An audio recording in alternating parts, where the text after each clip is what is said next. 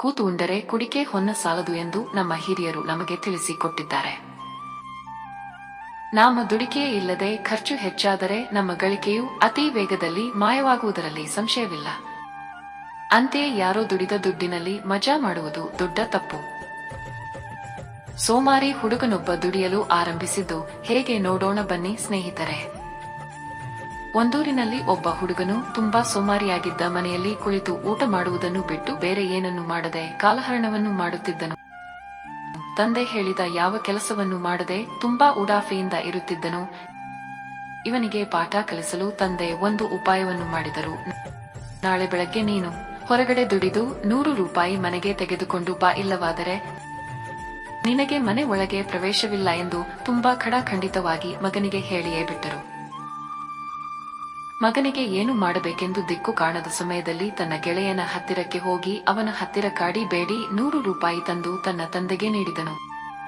ಇದನ್ನು ನೋಡಿದ ತಂದೆ ಹಣವನ್ನು ಮನೆಯಲ್ಲಿದ್ದ ಬಾವಿಗೆ ಹಾಕಿದರು. ನಾಳೆ ಮತ್ತೆ ಒಂದು 100 ರು ದುಡಿದು ತರಲು ಸೂಚಿಸಿದರು. ಆಗ ಮಗ ಯಥಾ ಪ್ರಕಾರ ಮತ್ತೆ ಬಂಧುಗಳ ಮನೆಗೆ ಹೋಗಿ ಹಣವನ್ನು ಸಂಗ್ರಹಿಸಿ ಬಂದು ತಂದೆಗೆ ಕೊಟ್ಟ. ತಂದೆ ಹಣವನ್ನು ನೋಡಿ ಮತ್ತೆ ಬಾವಿಗೆ ಹಾಕಿದರು. ಮತ್ತೆ ಮರುದಿನ ಪುನಃ ದುಡಿದು ಹಣ ತರಲು ಆಜ್ಞಾಪಿಸಿದರು. ಈ ಬಾರಿ ಆ ಹುಡುಗನಿಗೆ ಯಾರೂ ಹಣವನ್ನು ನೀಡಲೇ ಇಲ್ಲ. ಆ ಸಂದರ್ಭದಲ್ಲಿ ಹುಡುಗನು ಒಂದು ಚಿಕ್ಕ ಅಂಗಡಿಗೆ ಹೋಗಿ ಅಲ್ಲಿ ಕೆಲಸ ಮಾಡುತ್ತಾನೆ.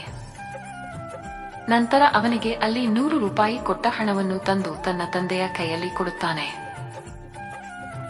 ಆಗ ತಂದೆ ಅದನ್ನು ಬಾವಿಯೊಳಗೆ ಎಸೆಯಲು ಎಂದು ಮುಂದಾಗುತ್ತಿರುವ ಸಂದರ್ಭದಲ್ಲಿ ಮಗ ಅಪ್ಪನ ಕಾಲು ಹಿಡಿದು, ನಾನು ಶ್ರಮಪಟ್ಟು ದುಡಿದು ತಂದ ಹಣವನ್ನು ಹೀಗೇಕೆ ಬಾವಿಗೆ ಹಾಕುತ್ತೀರಿ ಎಂದು ಅಂಗಲಾಚಿದ.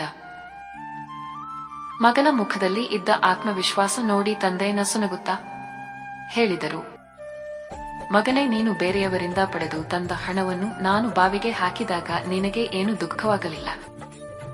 ಆದರೆ ಇಂದು ನೀನು ಬೆಳಿಗ್ಗೆಯಿಂದ ರಾತ್ರಿಯವರೆಗೆ ಶ್ರಮಪಟ್ಟು ದುಡಿದು ಸಂಪಾದಿಸಿದ ಹಣವನ್ನು ಬಾವಿಗೆ ಹಾಕಲು ನೀನು ವಿರೋಧಿಸುತ್ತಿರುವೆ.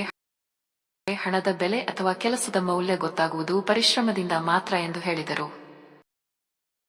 ನಾವು ಪರಿಶ್ರಮ ಪಟ್ಟು ದುಡಿದಾಗ ಮಾತ್ರ ನಮಗೆ ಅದರ ಬೆಲೆ ಗೊತ್ತಾಗುತ್ತದೆ ಎಂಬುದಕ್ಕೆ ಈ ಕತೆ ಸಾಕ್ಷಿಯಾಗುತ್ತದೆ.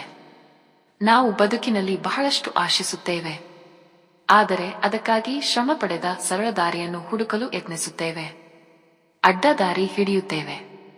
ಮತ್ತೊಬ್ಬರಿಂದ ಕೆಲಸ ಆಗಲಿ ಎಂಬುದನ್ನು ಬಯಸುತ್ತೇವೆ. ಕಷ್ಟಪಡದೆ ಬಂದ ಯಶಸ್ಸು ಕ್ಷಣಿಕವಾಗಿರುತ್ತದೆ ಹಾಗೂ ನಮ್ಮನ್ನು ಸೋಮಾರಿಯನ್ನಾಗಿಸುತ್ತದೆ.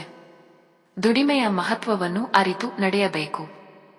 ಈ ಕತೆ ನಿಮಗೆ ಇಷ್ಟ ಅನಿಸಿದರೆ ಲೈಕ್ ಮಾಡಿ, ಶೇರ್, ಕಾಮೆಂಟ್ ಮಾಡಿ, ಸಬ್ಸ್ಕ್ರೈಬ್ ಮಾಡೋದನ್ನು ಮರೆಯಬೇಡಿ. ಧನ್ಯವಾದಗಳು.